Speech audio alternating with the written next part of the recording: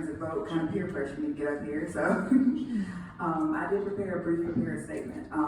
My name is Gabrielle. I'm a 28-year-old infectious disease epidemiologist.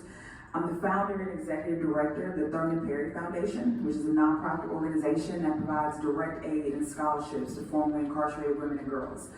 But before all that, I myself am a formerly incarcerated woman. I was arrested in 2014 trying to navigate the aftermath of my father's death from cancer and the poverty it plunged myself and my disabled mother into. My crime, as 60% of all crimes are, was nonviolent and solely about survival. And desperation led to poor choices. Because of my arrest, obtaining housing was virtually impossible for about a year.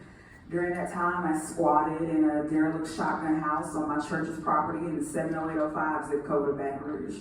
I bathed in a bucket because the bathtub in the house was thrashed and rusted. I had no furniture, and I had no clothes except a sweatshirt, taped up running shoes, and one outfit for church. When I was unable to be there any longer and was finally able to find an apartment willing to overlook my arrest record, I was mistaken in thinking that my struggles were over. It was commonplace for the rats to eat the food that I could just barely afford.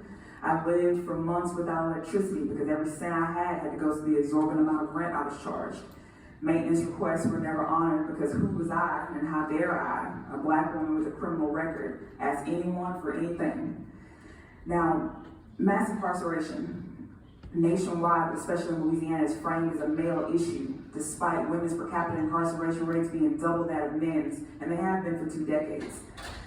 And despite the issue of homelessness being more disproportionate in that population of women and girls.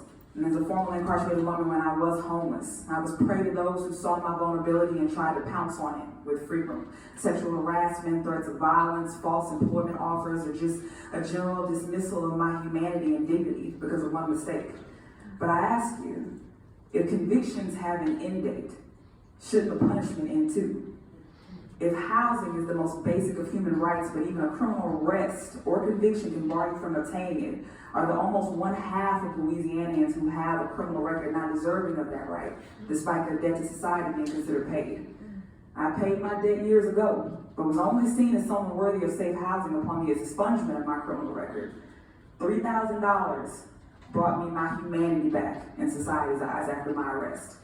But with 95% of those incarcerated in local jails and state prisons alone destined to come home, there's no more time to decide whether they're deserving of housing or not. 80% of incarcerated women are mothers, which makes access to housing a compounded generational issue for formerly incarcerated women. And for myself, access to housing was the difference between me still being on the street to being a scientist trained at a top-ranked university. It was the difference between hunger pains 24/7 and applying for medical school this past summer. Safe housing changes lives. I've never spoken at length about my experiences with unsafe housing and homelessness, not even in therapy.